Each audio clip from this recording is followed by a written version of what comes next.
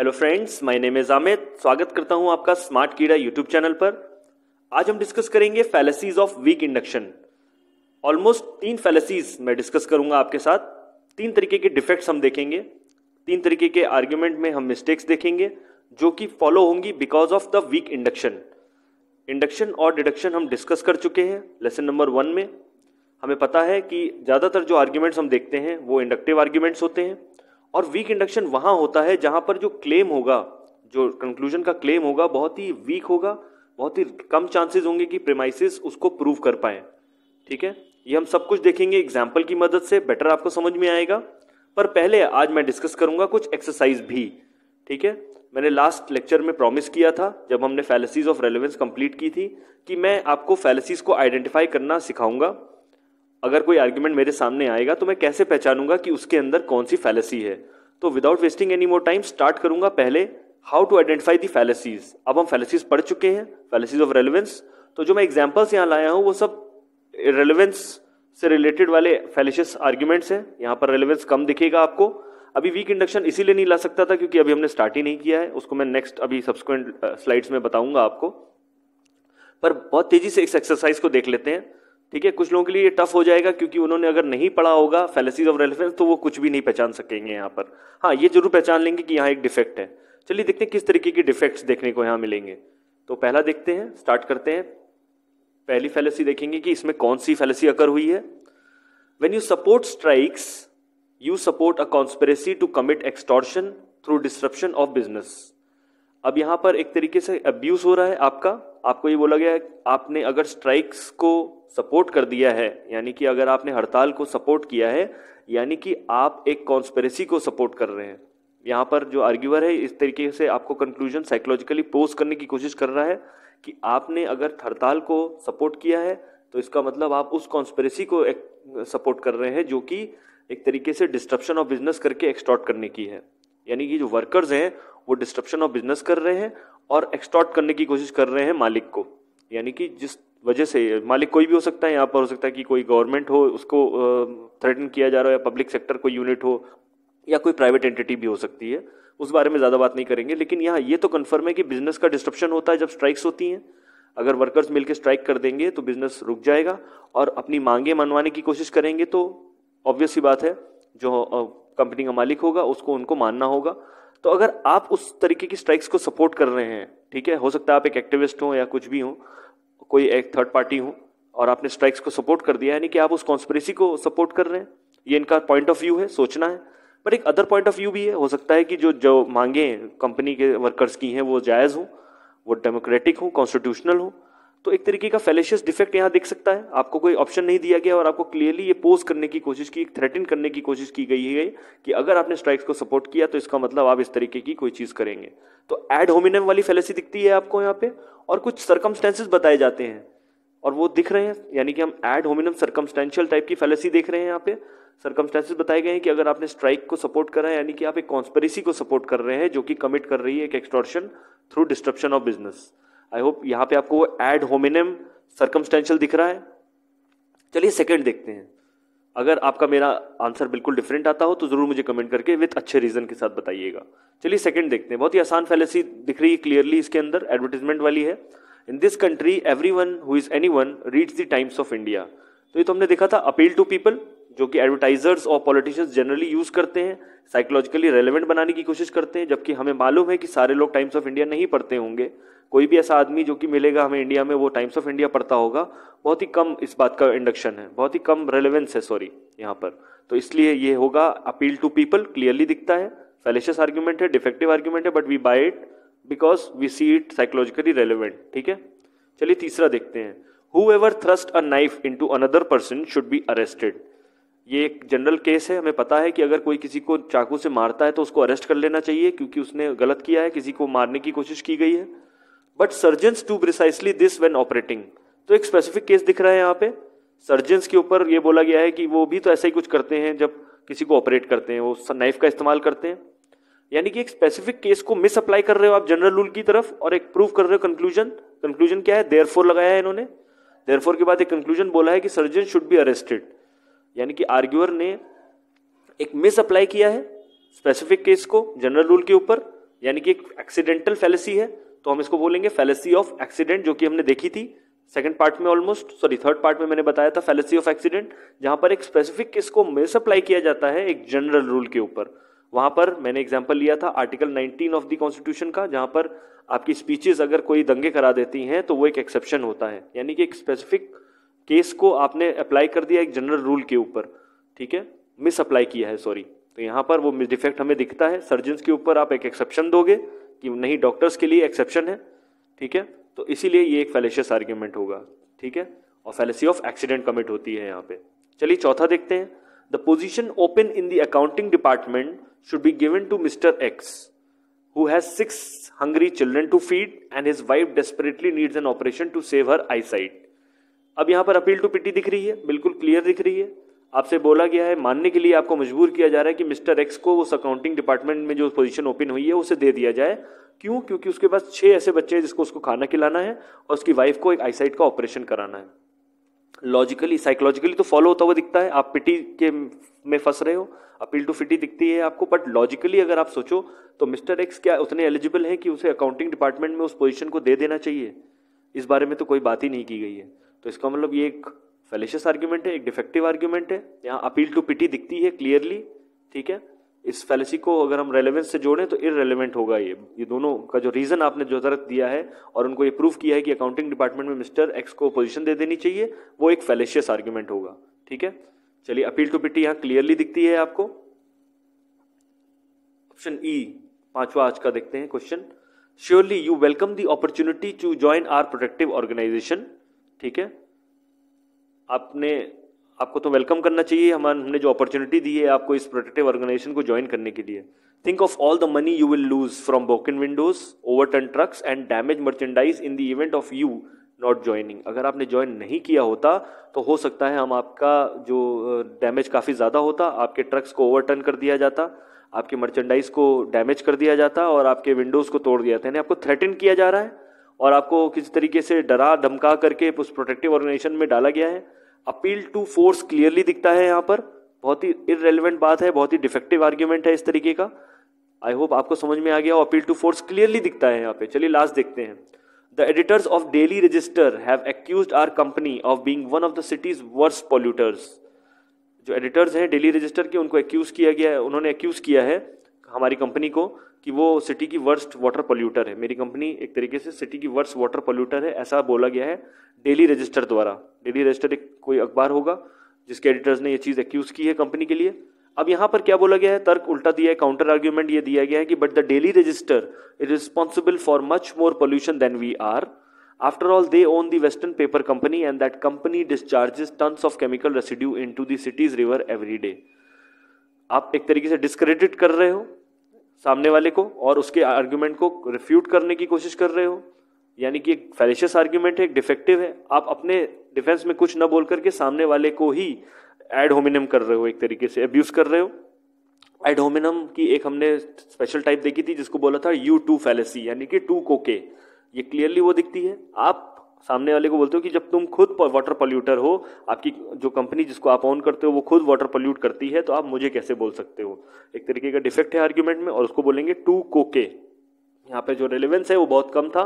आप अगर रिफ्यूट करते भी इस क्लेम को तो आप अपनी क्रेडिबिलिटी को पहले प्रूव करते, ना कि सामने वाले को डिस्क्रेडिट करने की कोशिश करते और अपने आप को प्रूव करते कि हम सही हैं और आप गलत। तो आप यहाँ पर बोलने चाह रहे हो कि आप खुद हमें क्यों बोलोगे, क्योंकि आप खुद ही बहुत ज्यादा गलत हो। आई होप ये चीज समझ में आ रही है, क्लियरली दिखती है यहाँ पे। इसी के साथ आपको ये आइडिया हो गया कि अगर फैलेसी ऑफ रेलेवेंस अगर आपके सामने क्वेश्चन आएगा तो आप कैसे पहचान लोगे कौन सी फैलेसी कहाँ पर है, या आप आर्ग्यूमेंट देख के पहचान लोगे कि कैसा डिफेक्ट इसके अंदर है। ठीक है, ये डिफेक्टिव आर्ग्यूमेंट्स के एग्जांपल्स थे, तो डायरेक्टली आपको दिख भी रहा होगा। इससे आपकी रीजनिंग और बेहतर होगी। आप ये समझ सकते हो कि इस तरीके के आर्ग्यूमेंट्स आपको फंसा सकते हैं। चलिए हम स्टार्ट करेंगे, आज इसी को क्लियर करते हैं और हम स्टार्ट करते हैं फैलेसी ऑफ वीक इंडक्शन। जैसा मैंने प्रॉमिस किया है 3 फैलेसीज हम डिस्कस करेंगे। तो पहली फैलेसी ये रही। यहाँ पर भी आप देखो कि इमोशनली तो चीजें फॉलो होती हुई दिखती हैं। बिल्कुल सामने वाला आर्ग्यूअर आपको जब बताता है अपने तर्क, तो आपको क्लियर दिखता होगा उसके अंदर और या दिखेगा भी, बट कहीं ना कहीं उसके अंदर एक डिफेक्ट है और वो कैसा होगा वो हम देखेंगे। चलिए नाम पहले पढ़ते हैं। नाम है अपील टू अनक्वालिफाइड अथॉरिटी। जब हमने इंडक्टिव आर्ग्यूमेंट्स पढ़े थे तो मैंने कहा था एक टाइप ऑफ आर्ग्यूमेंट था जहां पर बोला था अगर हमें मिला आर्ग्यूमेंट बाय अथॉरिटी, जहाँ पर वो अथॉरिटी बहुत क्रेडिबल होगी, तो हम उस आर्ग्यूमेंट को strong argument, strong inductive argument बोलते थे। यहाँ पर मैंने एग्जांपल लिया था वर्ल्ड हेल्थ ऑर्गेनाइजेशन का। अगर कोरोना वायरस को पैंडेमिक घोषित करती है WHO, तो हमें मालूम है कि WHO एक बहुत ही बड़ी संस्था है, एक ऐसी क्वालिफाइड अथॉरिटी है जो कि इस चीज़ को प्रमाणित कर सकती है, जिसपे पूरी दुनिया मान सकती है कि हाँ कोरोना वायरस अब पैंडेमिक हो चुका है। तो इसका मतलब बहुत ही रिलेवेंट बात होगी, बहुत ही हाई इंडक्शन होगा वहाँ पर। ये जो इस तरीके के जो आर्ग्यूमेंट्स होते हैं वो हाई इंडक्टिव आर्ग्यूमेंट्स होंगे। लेकिन अगर वही अथॉरिटी अगर कोई अनक्वालिफाइड बंदा बोले तो हम उसको वीक इंडक्शन में लाएंगे। ठीक है, ये बात आपको ध्यान रखनी है। एग्जाम्पल से भी बेटर समझेंगे और यहाँ पर आप देखोगे कि क्लियरली मैंने बताया है कि किस तरीके से वो डिस्क्रेडिट हो जाएगा जो अथॉरिटी होगी। यानी कि या तो उसके अंदर क्रेडिबिलिटी नहीं होगी, या एक्सपर्टाइज नहीं होगा, या तो वो बहुत ही बायस्ड ओपिनियन दे रहा होगा, यानी हाफ बेक्ड ओपिनियन दे रहा होगा, या तो झूठ बोल रहा होगा, या इन्फॉर्मेशन को तोड़ मरोड़ के पेश कर रहा होगा, या उसके अंदर वो इतनी एबिलिटी ही नहीं होगी कि वो किसी तरीके से उस पर्टिकुलर चीज को प्रूव कर पाए। एग्जाम्पल से बेटर समझेंगे हम, जैसे हमेशा हम समझते हैं। Mister X, my family physician, states that nuclear power is a risky business. ठीक है, an uncontrolled fission reaction might kill more people than an earthquake. Being a physician, I am satisfied with this expertise about nuclear power. अब एक family physician को अगर आप nuclear power से compare करो, ठीक है, मैं ये मान के चल रहा हूँ कि एक फैमिली डॉक्टर या फैमिली फिजिशियन आपका बहुत ज़्यादा जानता होगा, तो वो अपने अपने फील्ड में अच्छा कुछ जानता होगा। क्या वो इस चीज़ के लिए एक्सपर्टाइज्ड है इस बात को बोलने के लिए कि एक अनकंट्रोल फिजन रिएक्शन ज़्यादा लोगों को मार देगा ना कि एक अर्थक्वेक? अगर वो कोई न्यूक्लियर साइंटिस्ट होता और ये बात बोलता, या कोई एक ऐसा साइंटिस्ट होता जो कि एक बड़ी संस्था में काम कर रहा होता, जो कि न्यूक्लियर रिसर्च से रिलेटेड हो या न्यूक्लियर प्लांट से रिलेटेड हो, तब तो मैं मान सकता हूँ, कोई एटॉमिक रिसर्च करता हो। लेकिन अगर फैमिली फिजिशियन इस बात को बोलेगा तो बहुत ही कम इंडक्शन है इस बात का। और अगर मैं ये बात बोल दूं कि मैं सेटिस्फाइड हूँ उसके एक्सपर्टाइज से, तो ये तो बहुत ही गलत, बहुत ही डिफेक्टिव आर्ग्यूमेंट होगा। यानी वो एक अनक्वालिफाइड अथॉरिटी है जो कि उस चीज़ को बोल रही है, और ये मैं लॉजिकली बिल्कुल क्लियरली इन्फर कर सकता हूँ। हाँ, साइकोलॉजिकली तो उसने प्रूव करने की कोशिश की, इमोशनली मुझे ऐसा बता दिया कि मेरे फैमिली फिजिशियन ने इस तरीके की बात बोली, तो इसलिए मैं उसके न्यूक्लियर पावर के एक्सपर्टाइज को लेकर के बिल्कुल सेटिस्फाइड हूँ। तो हाईली अनइंडक्टिव आर्ग्यूमेंट है, बहुत ही कम चांसेस हैं इसके होने के। इस तरीके के आर्ग्यूमेंट जहां पर भी आप देखेंगे तो आप बोल सकते हैं अपील टू अनक्वालिफाइड अथॉरिटी। इसका एक लैटिन नेम है आर्ग्यूमेंटम एड वेरिकुंडियम। यहाँ देख सकते हैं आप। तो कुछ सवालों में हो सकता है आपसे लैटिन नेम भी पूछा जाए, तो इसलिए थोड़ा ध्यान रखना होगा, इसको याद रखना होगा आपको। ठीक है, चलिए इसी के साथ बढ़ते हैं नेक्स्ट फैलेसी की ओर। सेकंड फैलेसी आज की देखेंगे, इसका नाम है अपील टू इग्नोरेंस। थोड़ी सी कंफ्यूज करती हुई ये फैलेसी है, बट आप एग्जाम्पल से बेटर समझ पाओगे, या डायग्राम से आप थोड़ा सा बेटर समझ पाओगे। डायग्राम आप देखिए। जनरली जब इस तरीके का प्रेमाइस आप देखोगे जहां पर nobody has proved that x is true जैसी आपको एक प्रेमाइस देखने को मिलेगी, यानी कि कोई ऐसा आदमी नहीं है जिसने अभी तक ये प्रूव किया कि एक्स ट्रू है, तो मैं ये कंक्लूड करूं उससे कि एक्स इज फॉल्स। आपने बर्डन ऑफ प्रूफ को शिफ्ट कर दिया। अब आर्ग्यूअर के ऊपर है कि वो इस चीज को ग्रास्प करेगा या डाइजेस्ट करेगा कि नहीं करेगा, उसको प्रूव कर पाएगा कि नहीं कर पाएगा। लेकिन अभी तक तो ऐसा कोई बंदा नहीं था जो इस चीज को प्रूव कर पाया कि एक्स ट्रू है, तो क्या मैं मान लूं कि एक्स फॉल्स है? इस तरीके के जो आर्ग्यूमेंट्स होंगे ये भी फैलेशियस आर्ग्यूमेंट्स होते हैं। एग्जाम्पल से आप बेटर समझोगे।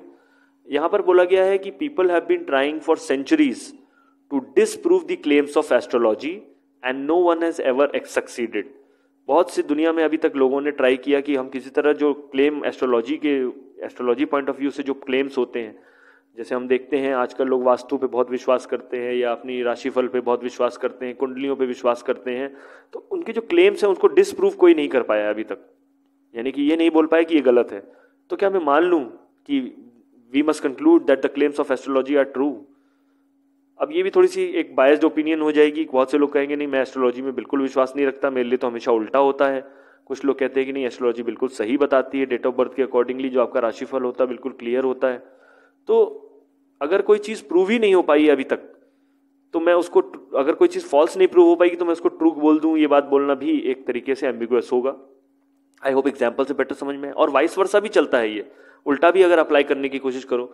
अब बहुत से लोग होंगे जो एस्ट्रोलॉजी के क्लेम्स को अभी तक प्रूव कर नहीं पाए, और कुछ वैसे भी होंगे जो कहेंगे नहीं, ये देखो ये मेरा प्रूफ है। तो क्या मैं बोल दूं कि हाँ एस्ट्रोलॉजी फॉल्स है या सही है या गलत है? बहुत ही एम्बिगुअस होगा। ठीक है, तो इसीलिए इस तरीके के जो आर्ग्यूमेंट्स होंगे वो बहुत ही डिफेक्टिव होंगे। पर यहाँ पर एक एक्सेप्शन भी आता है। एक्सेप्शन ये आता है कि कोर्ट रूम प्रोसीजर में जब भी कोई अभियुक्त होता है, कोई एक एक्यूज्ड होता है, उसको अगर हम कटघरे में खड़ा करते हैं तो उसको हम इनोसेंट मान के चलते हैं, जबकि अगर सामने वाला जो हमारा आर्ग्यूमेंट अगर नहीं दे पाता है, उसको गिल्टी प्रूव नहीं कर पाता है बियॉन्ड रीजनेबल डाउट, तो वो इनोसेंट ही रहेगा।